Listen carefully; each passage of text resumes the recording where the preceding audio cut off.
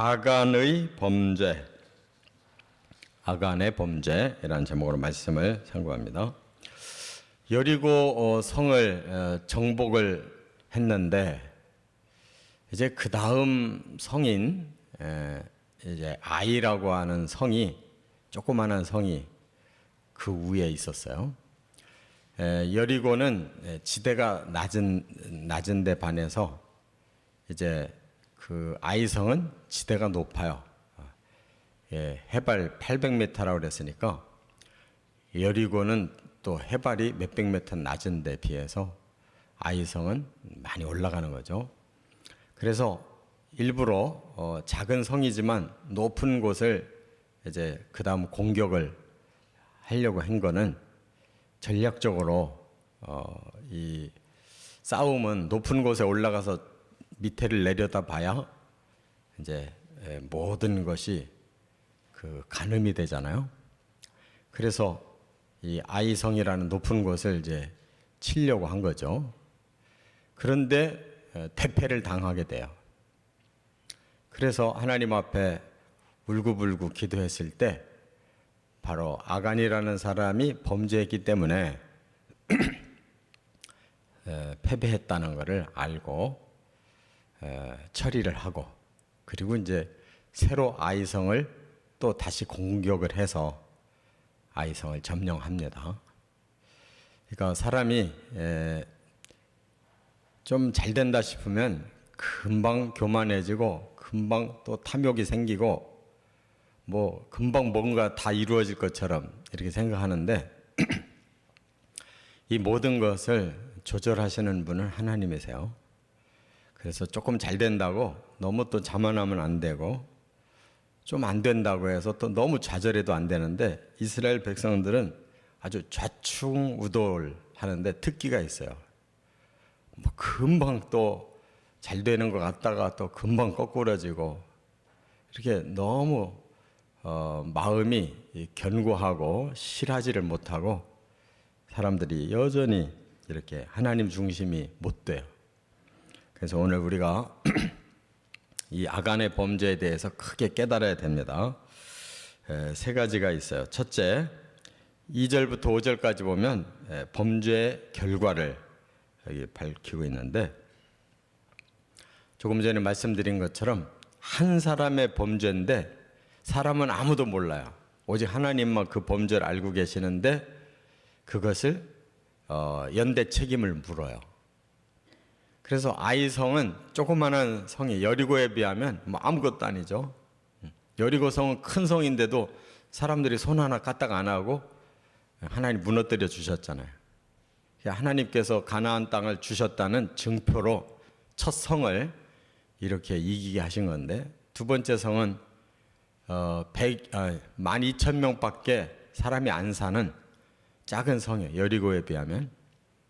그런데 이스라엘 백성들이 이제 너무 얕잡고 3,000명만 뽑아가지고 공격을 합니다. 미리 정탐을 해보니까 여리고 성을 무너뜨린 후에 작은 성을 쳐다보니까 가짜나 보이는 거죠. 12,000명이 살고 있는데 3,000명만 군인을 끌고 올라갔어요. 그래도 넉넉히 이긴다고. 그래서 막상 전투가 벌어졌는데 오히려 쫓겨가지고 도망가다가 군인 36명만 살해당하고 돌아오게 된 거죠. 그래서 마음이 물같이 녹았다 그랬어요. 그냥 여리고성을 이겼을 때 하늘을 찌를 것 같은 그 사기 충천이 한순간에 땅바닥에 다 떨어지고 물같이 녹아서 뭐 그 상태로는 도저히 더 이상 싸울 용기가 안 나는 거죠. 이렇게 하나님은 모든 것을 보시고 항상 그 사람들을 바르게 다스리시는 데 반해서 사람들은 이렇게 아주 좌충우돌하고 또 금방 죄성이 올라와 가지고 그 거룩한 여리고성 정복을 해놓고도 바로 아간이라는 사람은 또 탐욕이 생겨가지고 죄를 짓고, 이스라엘 백성들은 금방 자만심이 올라와가지고 막 업수이 여기고 치러 올라갔다가 결국은 실패했다 하는 거예요. 이것을 하나님은 또 연대 책임을 묻게 되셨다 하는 겁니다. 우리가 깨달아야 돼요. 두 번째, 이제 6절부터 15절까지는 범죄의 원인을 이제 밝혔어요. 백성들이 엎드려서 옷을 찢고 티끌에 머리에 티끌을 뒤집어 쓰고 이제 울면서 하나님 앞에 기도하는 거죠. 이게 어떻게 된 일입니까? 그랬더니 이제 하나님께서 그 언약을 어기고 범죄한 자가 있어서 그렇다. 그를 색출해서 그를 처벌해야 된다 하는 말씀을 주신 거예요. 여기 앞에 우리가 읽지 않았지만 어제 한 말씀 중에 6장 18절에 보면 너희들은 이번 여리고성 정복에서 얻은 전리품은 다 하나님께 바친 것이다. 너희들은 건들면 안 된다. 이렇게 분명히 말씀했어요. 6장 18절에. 그런데 아간이라는 한 사람이 그걸 건든 거죠. 그러면 우리가 생각할 때 아니 하나님이 모든 전리품을 다 가지시려고 그러는 건가? 근데 아니에요. 여기 8장에 넘어가 보면 아이성 전투 때에는 전리품 너희들 가져라 그랬어요. 그러니까 하나님은 항상 11조를 원하신 것 같아요. 첫 번 싸움에서 얻은 것은 다 하나님께 드려라. 이게 11조 원리예요. 하나님이 주신 것 중에 10분의 1을 먼저 떼서 하나님을 공경하는 마음으로 드릴 때, 그 다음 그거보다 더 많은 걸 축복으로 주시려고 하는 것이 하나님 마음이에요. 그래서 첫 번째 전투권은 하나님이 가지시고 그 다음 전투부터 계속 백성들이 나눠 갖는다면 뭐 얼마나 많은 거를 받겠어요. 근데 이 첫 번부터 사람들이 어긴 거죠. 이와 같이 사람이 하나님의 말씀을 어기는 데서부터 문제가 생기는 거예요. 근데 사람들 입장에서 볼 때는 그것까지 어겨야 자기한테 유익이 올 것 같거든요. 하나님 마지노선을 정해 놓으셨는데 그것을 사람들 어기고 싶어요. 그것까지 자기가 가져야 뭔가 복이 된다고 생각해요. 이게 욕심이 지나친 거죠. 그래서 하나님은 10분의 9를 너한테 줄 테니까 10분의 1만 돌려달라. 그 10분의 1도 안 내놓으려고 그래요. 그러면 하나님이 다 안 주는 거예요. 10분의 9도 안 줘요. 그러니까 이게 너무 사람들이 악하고 욕심이 많다는 걸 알 수가 있어요. 아무것도 없던 사람이 10분의 9 너한테 줄 테니까 10분의 1 다시 돌려달라 그러면 계산만 잘해봐도 고마워서라도 그렇게 해야 되는데 이미 가지고 자기가 가지게 되면 그게 다 자기 거가 돼야 된다고 생각해요. 이게 도둑놈 신보죠. 그래서 세 번째 16절부터 26절에 범죄의 처리를 하게 됩니다. 어떻게 처리하느냐? 제비를 뽑기 시작해요. 그때 12지파 대표가 나와 제비 뽑았는데 유다 지파가 딱 뽑혀요.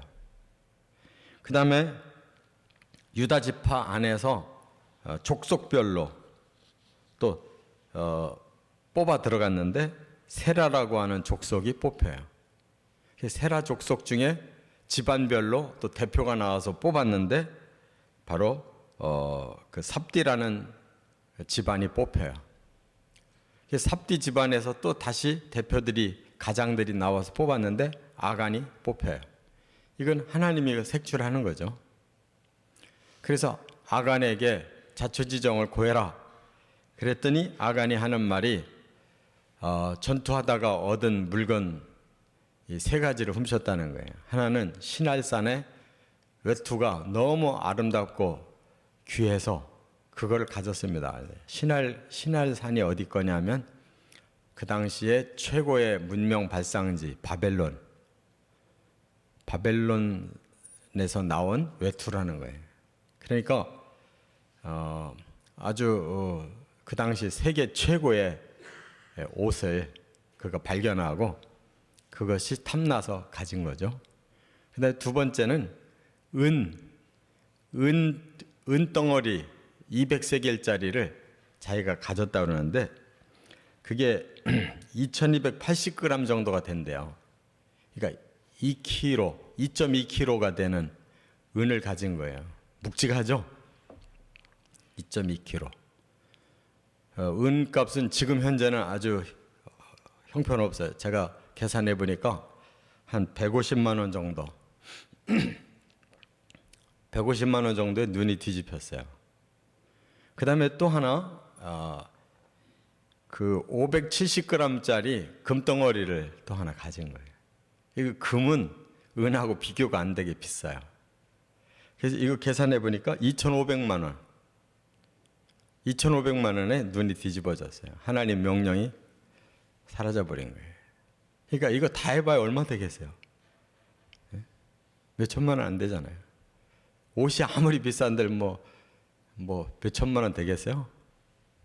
그러니까 몇 천만 원도 안 되는 거를 그 욕심에 사로잡혀 가지고 살짝 가져다가 자기 집 땅을 묻고 겁은 나가지고 들키면 안 되니까 땅 속에다 묻었어요. 요즘도 보면 나쁜 짓 하는 사람들이 전부 땅 속에다 묻어요. 옛날 사람이나 지금 사람이나 똑같아. 안 보이는 데다 묻으려니까 땅에다 묻는 거예요.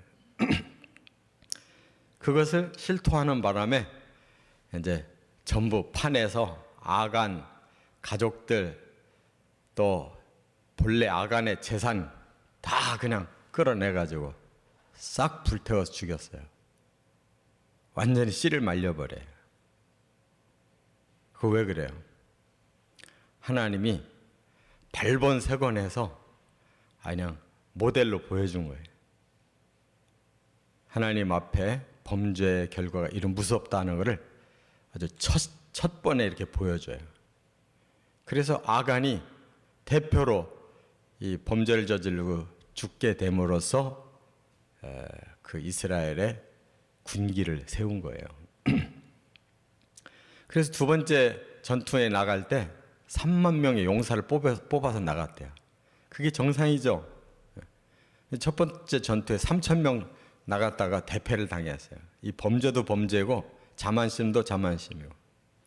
두 번째는 이 사람들이 크게 당하고 나니까 다시 겸손해져 가지고 12,000명 사는 성에다가 3만 명 군대를 보내고 거기다가 매복 작전까지 해가지고 아주 조심스럽게 싸워서 이기잖아요.